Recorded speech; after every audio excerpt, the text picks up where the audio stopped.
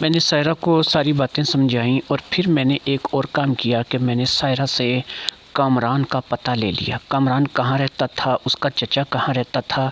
اس بارے میں مجھے سائرہ نے کافی معلومات دے دی اور مجھے اچھی طرح سے سمجھ آ گئی کہ وہ کہاں پر رہتا ہے، اس کا چچا کہاں پر رہتا ہے، اور مجھے ساری بات سمجھنے میں زیادہ دیر نہیں لگی۔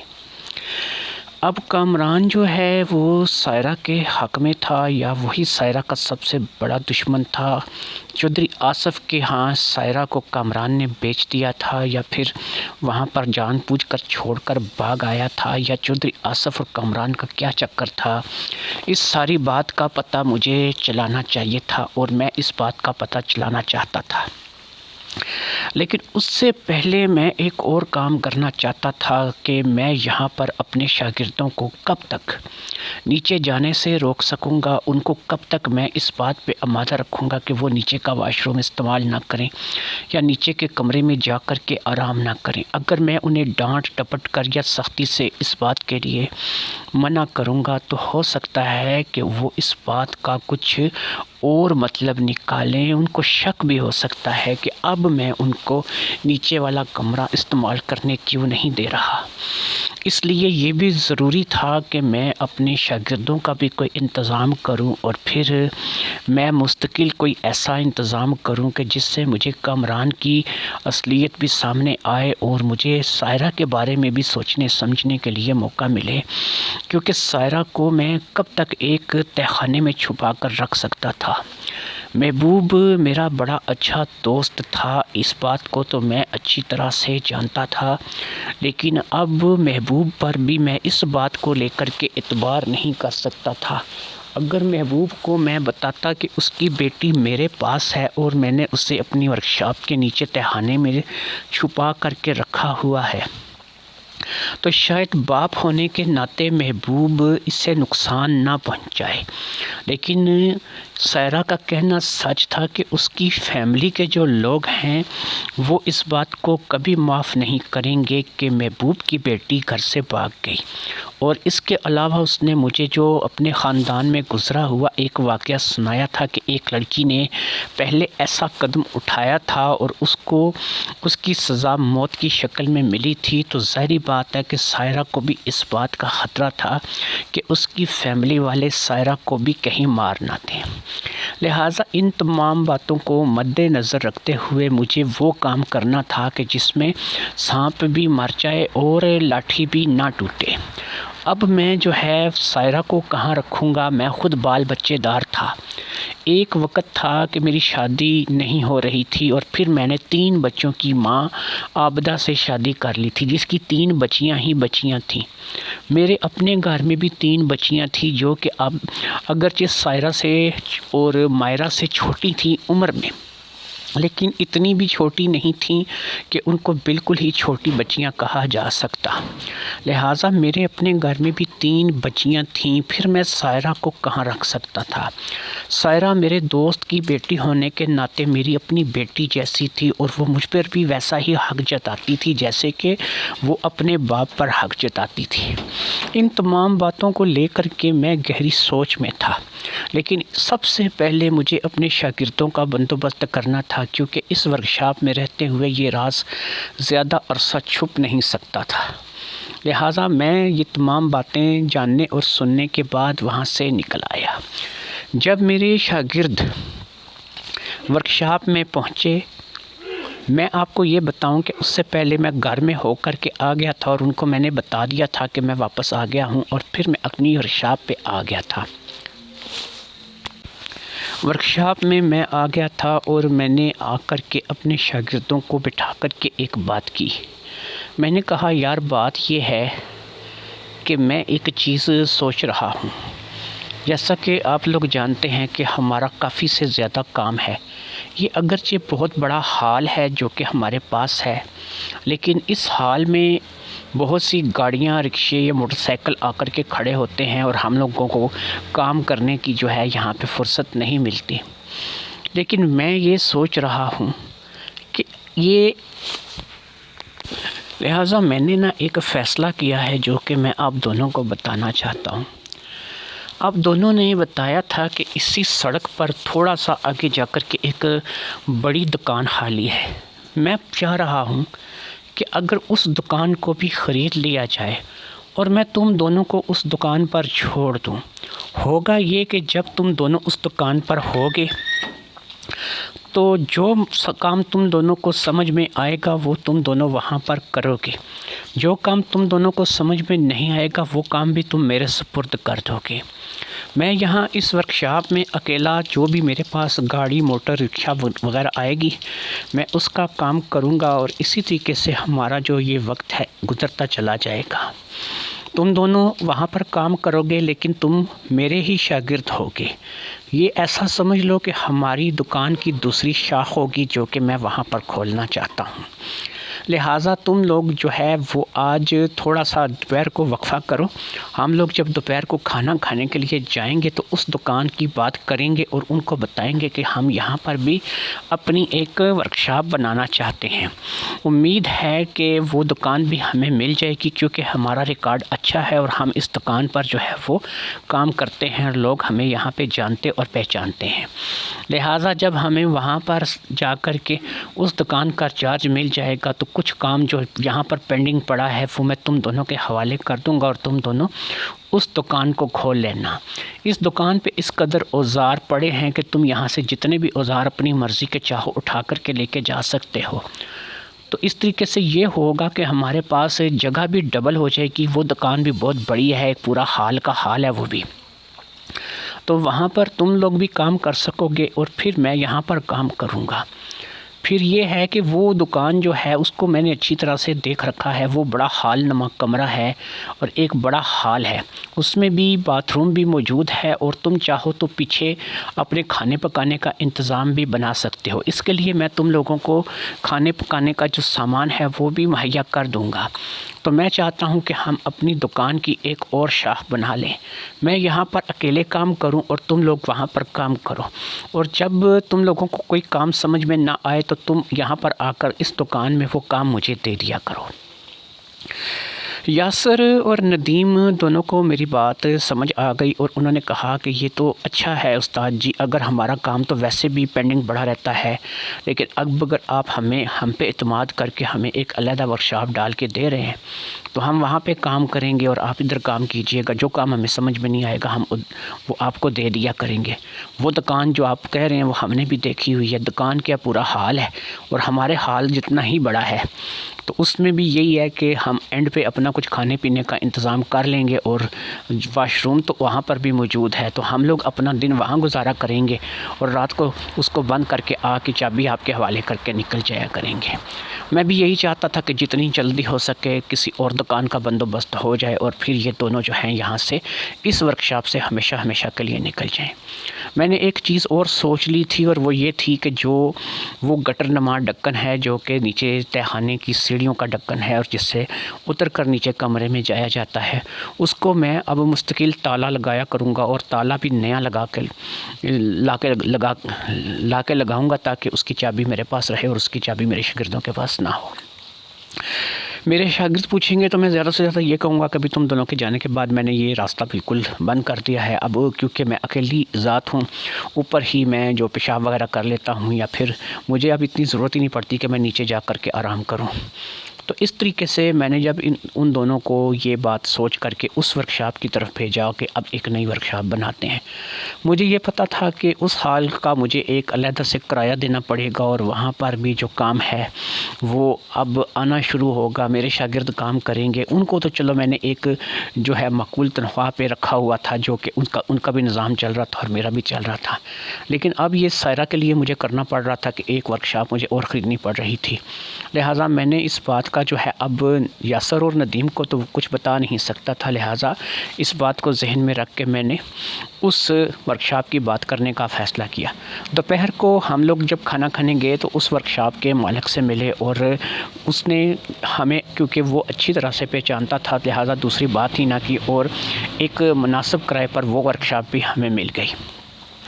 لہٰذا اب اس ورکشاپ میں اصل جو چیز تھی وہ تھی سامان کی تبدیلی، جو کہ میں نے اپنے شاگردوں کے ساتھ مل کر خود ایک ایسی گاڑی میں جو کہ وہاں پر ریپیئر ہونے کے لیے آئی ہوئی تھی، وہ ایک ڈالا نما گاڑی تھی جس میں ہم نے کچھ سامان جو ہے وہاں پر پہنچا دیا۔ کچھ گاڑیاں، کچھ موٹر سائیکلیں وغیرہ بھی وہاں پر کھڑی کر دی گئیں، اور ہمارے دکان کا ایک ایکسٹرا بورڈ بھی ہمارے حال کمرے میں پڑا تھا، یعنی ہماری ورکشاپ میں پڑا تھا، جو کہ میں نے پہلے بنوایا تھا، لیکن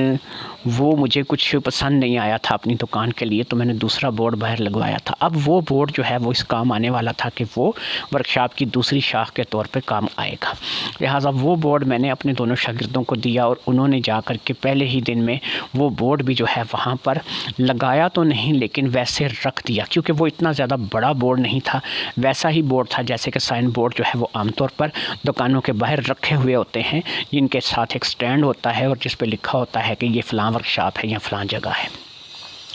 وہ اسی قسم کا سائن بورڈ تھا، اور وہ میں نے اپنے شاگردوں کو دے دیا تھا، اور ان دونوں کو سمجھ لو کہ میں نے اس دکان سے دور کر دیا تھا۔ اس دکان اور اس دکان کا پیدل فاصلہ جو ہے وہ پیدل چلتے ہوئے 15 سے 20 منٹ میں وہ دکان آ جاتی تھی۔ وہ دکان کوئی زیادہ دور نہیں تھی، لیکن بہرحال 15-20 منٹ پیدل کا فاصلہ جو ہے وہ بار بار تو طے نہیں کیا جاتا تھا، اس لیے اب میں نے ان دونوں کو اس بات کے لیے آمادہ کر لیا تھا کہ وہ اب اس ورکشاپ میں نہیں آئیں گے، اور وہ اسی ورکشاپ کو جا کے ڈائریکٹ اوپن کیا کریں گے۔ جو کام ان کی سمجھ میں نہیں آئے گا وہ کام جو ہے وہ مجھے بتا دیا کریں گے۔ اس تمام کام سے فارغ ہونے کے بعد میں نے تھوڑا سا سکھ کا سانس لیا، اور پھر میں نے نیچے جا کے تہہ خانے والے کمرے میں سائرہ کو یہ ساری صورتحال بتا دی۔ وہ میری بڑی ممنون تھی، اور اس نے مجھے آگے بڑھ کے گلے لگا لیا۔ اس نے کہا، انکل آپ میرے لیے بہت کچھ کر رہے ہیں، یقین کریں کہ مجھے آپ کے علاوہ اب کسی پہ اعتبار نہیں ہے، حتیٰ کہ میں اپنی فیملی میں نہیں جا سکتی، اپنے ابو تک پہ اعتبار نہیں کر سکتی، کہ یہ نہ ہو کہ میں اپنے ابو کو ساری باتیں بتاؤں یا ابو پہ اعتبار کروں تو صبح جو ہے وہ میرے لیے مصیبت کھڑی ہو جائے، اور میری لاش جو ہے وہ آپ کو کسی جگہ تیرتی ہوئی نظر آئے، یا مجھے مار کر وہ کسی جگہ دفنا دیں اور میرا پتہ بھی نہ چلے۔ اس کا ڈر بجا تھا، کیونکہ اس کے خاندان میں ایسا ہو چکا تھا، اس لیے میں نے اس سے کوئی بات نہیں کی۔ اب میرا دوسرا مشن یہ تھا کہ مجھے کامران کے بارے میں اور پھر اس کے چچا کے بارے میں معلومات کروانی تھی۔ جس شہر سے مجھے اس نے کامران کا تعلق بتایا تھا یا اس کے چچا کا تعلق بتایا تھا، اس شہر میں میرے کوئی جاننے والے چند ایک لوگ تھے جو کہ میرے پاس مستقل گاڑیوں کا کام کروانے کے لیے آتے تھے۔ حتیٰ کہ اس شہر میں بھی بے شمار ورکشاپیں تھیں، لیکن کسی کے کام کی گارنٹی ہوتی ہے اور کسی کی کام کی ایمانداری ہوتی ہے۔ لہٰذا میں نے ضیاء صاحب کو اس کام کے سلسلے میں فون کرنے کا مناسب سمجھا، اور پھر میں نے جب ضیاء صاحب کو فون کیا، کیونکہ ضیاء صاحب کا جو تعلق ہے وہ ایک سرکاری محکمے سے ریٹائر آدمی تھے، بوڑھے آدمی تھے، اور تقریباً اس شہر کے تمام ہی معززین کو وہ اچھی طرح سے جانتے تھے۔ کوئی ایسا بندہ نہیں تھا جو کہ ان کی نگاہ سے چھپا ہوا ہو۔ لہٰذا مجھے جو ہے وہ اس کامران کے بارے میں اور اس کے چچا عبدالشکور کے بارے میں ضیاء صاحب سے زیادہ بہتر معلومات کوئی نہیں دے سکتا تھا۔ جب میں نے ضیاء صاحب کو اس بارے میں فون کیا، اور باتوں میں نے بات جو ہے وہ اس بات پر لائی کہ ایک لڑکا کامران جو ہے وہ موٹر سائیکل کا کام کروا کے چلا گیا تھا، اس نے پیسے کچھ ادھار کیے تھے اور بتایا تھا کہ وہ فلاں شہر سے آیا ہے، کچھ پیسوں کی کمی کی وجہ سے اس وقت وہ پیمنٹ نہیں کر سکا تھا، تو اس کا چچا جو ہے اس کا نام عبدالشکور ہے، اور اس نے اپنے چچا کا عبدالشکور نام بتایا تھا۔ تو کیا ضیاء صاحب جانتے ہیں آپ اسے؟ کیا مجھے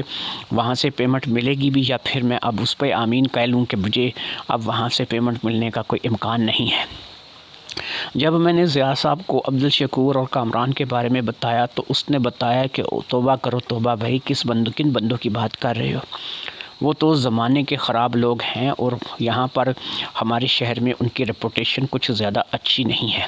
ان کے بارے میں کہا جاتا ہے کہ وہ کچھ اسمگلنگ وغیرہ کا کام کرتے ہیں، اور اس کے علاوہ ان پہ بے شمار جو ہیں گناہوں کے آروپ ہیں، اور یہاں پر تھانہ کچہری میں ان کا آنا جانا لگا رہتا ہے۔ میں ان کو بڑی اچھے طریقے سے جانتا ہوں۔ یہ عبدالشکور جس کا تم نام لے رہے ہو، یہ ہے تو ایک 60-65 سال کا بوڑھا آدمی، لیکن انتہائی ٹیڑھا آدمی آدمی ہے، اسے تو دولت روپے پیسے کا اتنا تکبر اور مان ہے کہ وہ کماتا بھی حرام کی ہے اور اس پہ مان اور تکبر بھی بہت کرتا ہے۔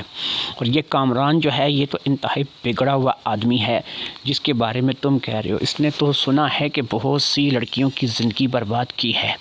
اور ہاں ایک چیز میں تمہیں بتا دوں، یہ زیاد صاحب مجھے بتا رہے تھے اور میں سن رہا تھا، یہ اکیلے نہیں ہیں، ان کے ساتھ اور بھی بہت سی سپورٹ ہے۔ ایک شخص ہے جو دور کسی گاؤں میں رہتا ہے بڑا چودھری، اور کبھی کبھار ان سے ملنے کے لیے آتا ہے۔ اس کے بارے میں بھی بہت سی افواہیں ہیں اور اس کو بھی کچھ اچھی نگاہ سے نہیں دیکھا جاتا۔ مجھے اس کا نام تو نہیں پتہ، لیکن اس کا حلیہ میں تمہیں بتاتا ہوں کیونکہ ایک دو دفعہ میں نے بھی اسے ان کے ساتھ دیکھا ہے۔ وہ ان سے بھی زیادہ ٹیڑھا معلوم ہوتا ہے۔ اور پھر یہ کہہ کر کے اس نے مجھے جو حلیہ بتایا وہ سائرہ کے بتائے ہوئے چودھری آصف کے حلیے سے بالکل میچ کرتا تھا۔ اس کا مطلب یہ ہے کہ یہ سارا ایک ہی ٹولہ تھا اور سائرہ جو ہے وہ گنڈوں میں یا ایسے لوگوں میں پھنس گئی تھی جو کہ گناہ گار لوگ تھے اور اسمگلنگ وغیرہ کا کام کرتے تھے۔ میں نے من ہی من میں اللہ کا شکر ادا کیا کہ سائرہ جو ہے وہ ان لوگوں سے بچ کر کے یہاں پر آ گئی تھی اور اب جو ہے وہ اپنے آپ کو محفوظ سمجھ رہی تھی، اور وہ محفوظ کہاں تھی؟ میرے پاس تھی۔ ضیاء صاحب سے جب میں نے یہ ساری معلومات لی تو اس کا لب لباب یہ تھا جی کہ میں نے کامران سے پیسے لینے ہیں، تو انہوں نے کہا کہ بھائی پتہ نہیں، اب میں تمہیں کچھ کہہ نہیں سکتا، لیکن اس لڑکے کا ریکارڈ تو یہی ہے کہ اب وہ تمہیں پیسے نہیں ملیں گے، اس لیے کوشش کرو کہ تم یہ پیسے بھول جاؤ۔ میں نے کہا کہ کوشش کیجئے گا کہ آپ بھی میری یہ باتیں جو ہے وہ ان تک نہ پہنچائیے گا، نہ ان کو ان باتوں کا پتہ چلے، کیونکہ میں ایک غریب آدمی ہوں، موٹر مکینک ہوں، یہ نہ ہو کل کو میرے لیے کوئی وبال بن جائے۔ انہوں نے کہا میں پاگل ہوں کہ میں تمہاری یہ باتیں جو ہے وہ ان کو بتاؤں گا، کیونکہ میں خود ان کے منہ لگنا نہیں چاہتا، مجھے خود پتہ ہے کہ وہ کس قسم کے ٹیڑھے لوگ ہیں، اس لیے تم بے فکر رہو، جو بھی میں نے یا تم نے بات کی ہے یہ تمہارے اور میرے تک ہی محدود رہے گی۔ ضیاء صاحب سے جو معلومات ملی تھی وہ میں نے نیچے تہخانے میں جا کے سائرہ کو پہنچا دی، اور سائرہ کو میں نے وہ ساری ریکارڈنگ سنوا دی جو میں نے اپنے موبائل پہ ضیاء صاحب کی آواز میں کر لی تھی، کیونکہ جب انہوں نے شکور کو یعنی کہ جو کامران کا چچا تھا پہچاننے کا دعویٰ کیا تھا اور کامران کو پہچاننے کا دعویٰ کیا تھا، تو میں نے اسی وقت اپنے موبائل پہ آٹو ریکارڈنگ لگا دی تھی جو کہ اچھے طریقے سے ہو گئی تھی۔ جب میں نے ساری باتیں سائرہ کو سنائیں تو سائرہ روحانسی ہو گئی، اس نے کہا کہ میں اب کہاں جاؤں، مجھے کچھ سمجھ میں نہیں آ رہی ہے، اور سب سے بڑی بات تو یہ ہے کہ میں یہاں پر اس کے خانے میں اس کمرے میں کب تک چھپ کے رہ سکتی ہوں؟ مجھے بھی باہر کی دنیا دیکھنی ہے، مجھے بھی باہر کے لوگوں سے ملنا ہے، مجھے بھی باہر کی دنیا سے تعلق رکھنا ہے، لیکن میں کیا کروں؟ نہ تو میرا اپنا گھر رہا ہے اور نہ ہی میں کسی پہ اعتبار کر سکتی ہوں۔ اور یہ جو کامران اور شکور کے بارے میں آپ کو پتہ چلا ہے، اس کے بعد تو ایک بات کلیئر ہے کہ میں اب ان لوگوں پر بالکل اعتبار نہیں کر سکتی۔ اور چودھری آصف جو ہے اب مجھے سمجھ آ گئی ہے کہ پہلے مجھے کامران نے استعمال کیا اور پھر چودھری آصف کے استعمال کے لیے چھوڑ کر وہاں سے بھاگ گیا۔ میں وہاں سے بھاگ آئی، مجھے نہیں پتا کہ چودھری آصف میرے ساتھ کیا سلوک کرتا، ہو سکتا ہے کہ وہ مجھے ہمیشہ کے لیے وہاں پر قید رکھتا اور میرے ساتھ ایسا ہی سلوک کرتا رہتا کہ جو سلوک اس نے مجھ سے ان 4 یا 5 دنوں میں کیا، اور پھر میں وہاں سے بھاگ نکلی۔ اب سیدھی سی بات یہی ہے کہ میں اگر گھر سے یہاں سے باہر نکلتی ہوں، نہ میں اپنے گھر جا سکتی ہوں، نہ میں آپ کے گھر جا سکتی ہوں، اور نہ ہی میں اب کسی اور جگہ جا سکتی ہوں۔ کامران اور اس کے لوگ یا چودھری آصف کے لوگ ہو سکتا ہے کہ مجھے ڈھونڈ رہے ہوں گے، یا پھر میرے والد اور پولیس جو ہے وہ مجھے ڈھونڈ رہی ہوگی، یا پھر ایسا ہو سکتا ہے کہ اگر آپ کے گھر چلی جاؤں تو پھر ان لوگوں کو، میرے گھر والوں کو آسانی سے اطلاع ہو جائے گی کہ سائرہ مل گئی ہے اور وہ ہمارے گھر میں ہے اور پھر میری موت پکی ہے۔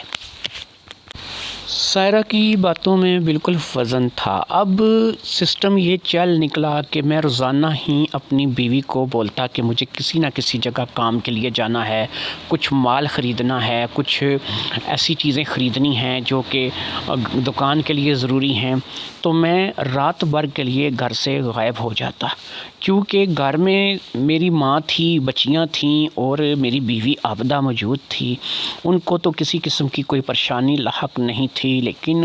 سائرہ جو تھی وہ ظاہری بات ہے کہ ایک تہخانے کمرے میں اکیلی اپنا وقت نہیں گزار سکتی تھی۔ اسی لیے ہر دوسرے تیسرے دن میں کسی نہ کسی بہانے سے تہخانے میں سائرہ کے پاس آ جاتا اور پھر ہم دونوں رات بیٹھ کے ڈھیر ساری باتیں کرتے، اور پھر رات کے 2 بجے 3 بجے جب بھی ہمارا من چاہتا ہم لوگ سونے کے لیے لیٹ جاتے۔ یہ ایک رات کی بات ہے کہ میں سائرہ کے ساتھ ہی سو رہا تھا کہ اچانک رات کا پتہ نہیں کون سا پہر تھا کہ میری آنکھ کھل گئی۔ میں جیسے ہی جاگا میں نے دیکھا کہ سائرہ جو ہے وہ بے سرت سو رہی ہے۔ کمرے میں 0 لائٹ بلب جل رہا تھا، جس کی وجہ سے وہ مجھے سوئی ہوئی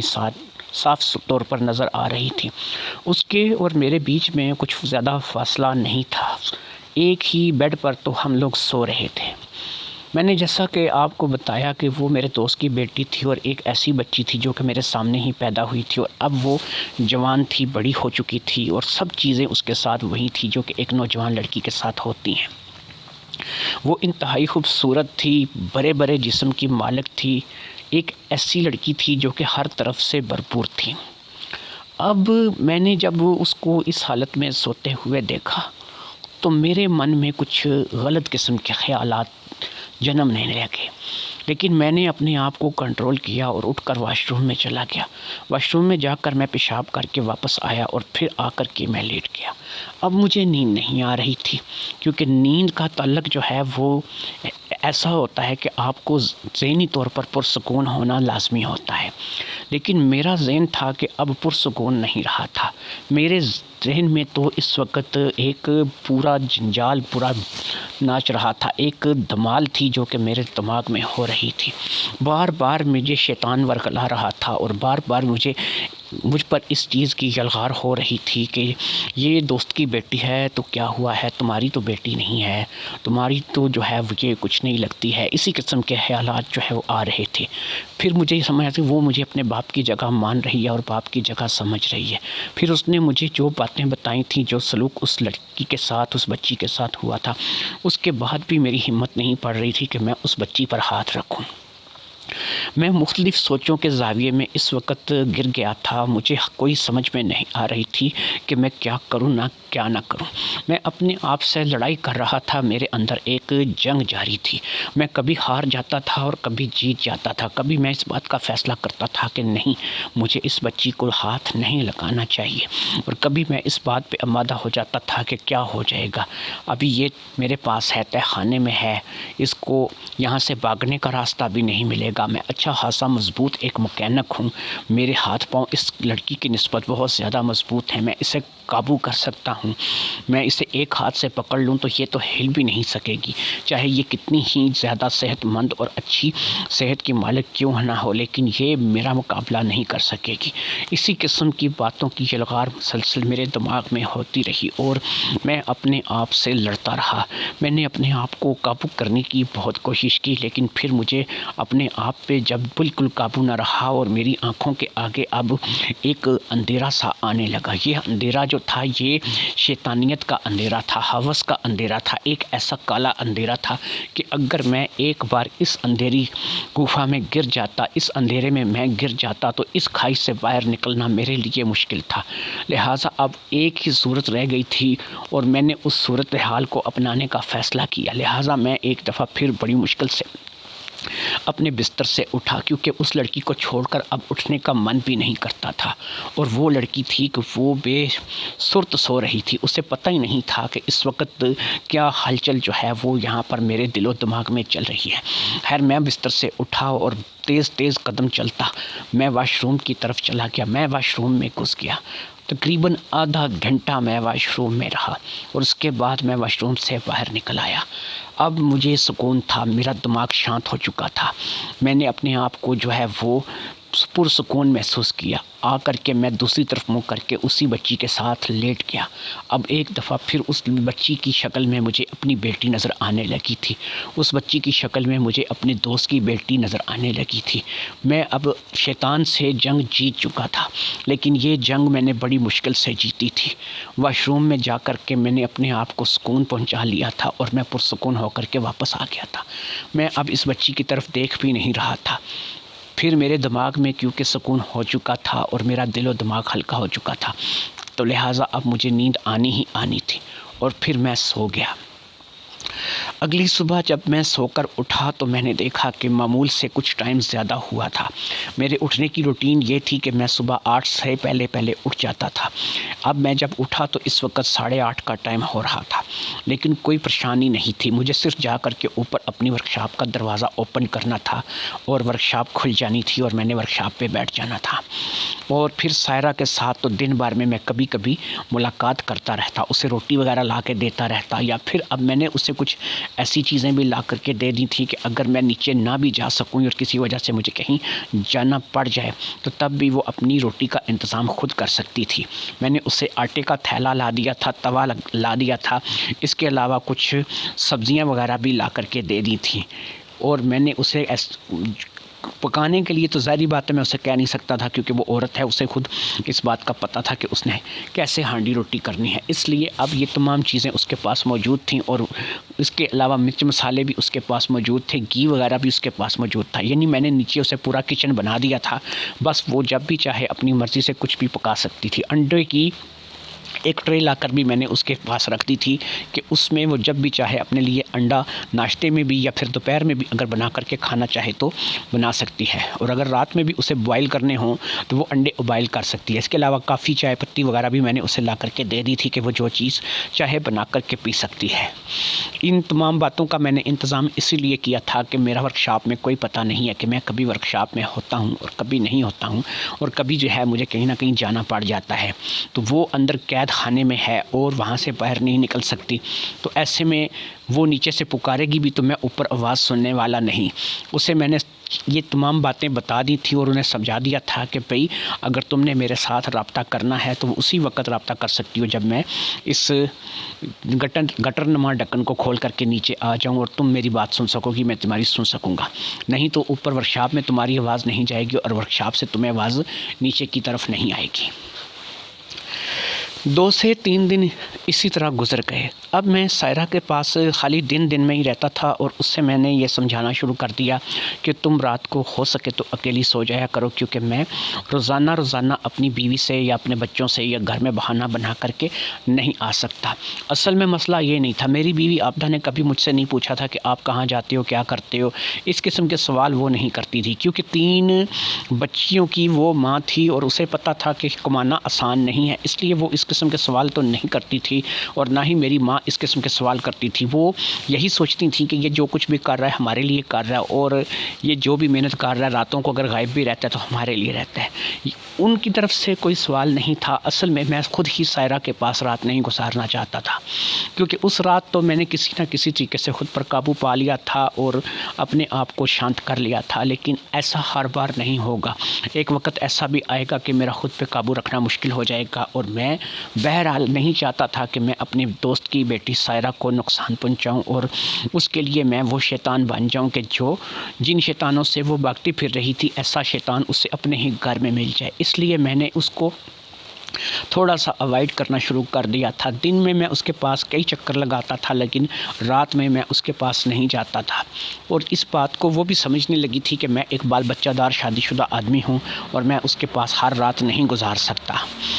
اس ہفتے میں نے اس کے پاس کوئی رات نہیں گزاری تھی، لیکن ایک ہفتے بعد وہ ضد کرنے لگی کہ انکل مجھ سے اب بالکل یہاں پہ اکیلے نہیں رہا جاتا، آپ کم از کم ہفتے میں 1 یا 2 مرتبہ تو میرے پاس یہاں رہا کریں، ہم آپس میں بیٹھ کے باتیں کرتے رہتے ہیں اور میرا دل لگا رہتا ہے۔ اس طریقے سے یہ ہے کہ میں رات میں بہت اداس ہو جاتی ہوں، میں سونے کی کوشش کرتی ہوں تو مجھے نیند نہیں آتی، میں ٹی وی دیکھتی رہتی ہوں تو میرا من نہیں لگتا۔ اگر آپ ہو سکے تو ہفتے میں 1 یا 2 مرتبہ ضرور میرے پاس رہا کریں۔ اب میں اسے کیا بتاتا کہ اصل مسئلہ یہ نہیں کہ مجھے گھر جانا ہوتا ہے، اصل مسئلہ کچھ اور ہے۔ ایسا نہ ہو کہ ہم لوگ باپ بیٹی کا احترام کھو بیٹھیں اور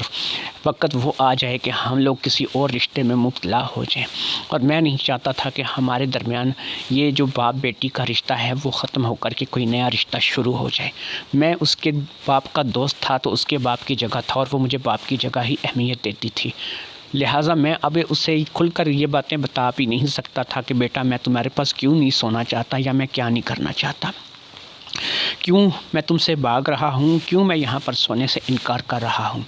لیکن مجھے ایسا لگتا تھا کہ جیسے جیسے اس کا اصرار بڑھتا جائے گا یہ باتیں بھی میرے زبان پر آ ہی جائیں گی، اور پھر میں اسے شاید یہ باتیں بتانے پر مجبور ہو جاؤں کہ دیکھو سائرہ، تم ایک نوجوان لڑکی ہو اور میں بھی ایک اچھا خاصا طاقتور مرد ہوں، میں نہیں چاہتا کہ میرے اور تمہارے درمیان کچھ اور رشتہ قائم ہو جائے، اور ہم لوگ جو ہے وہ دوست کی بیٹی اور دوست کا جو ہے وہ اس رشتے سے نکل کر کے، دوست کی بیٹی کے رشتے سے نکل کر کے کسی نئے رشتے کا آغاز کریں۔ میں ابھی یہ باتیں کھل کر کے اسے نہیں بتا سکتا تھا کیونکہ شاید وہ ابھی ان باتوں کو سمجھنے کے قابل نہیں تھی، اور اگر میں ایسی بات کرتا تو وہ بدک بھی سکتی تھی اور مجھے اپنا دشمن بھی سمجھ سکتی تھی، کیونکہ جو اس پہ گزری تھی وہ تو آپ کے سامنے ہے۔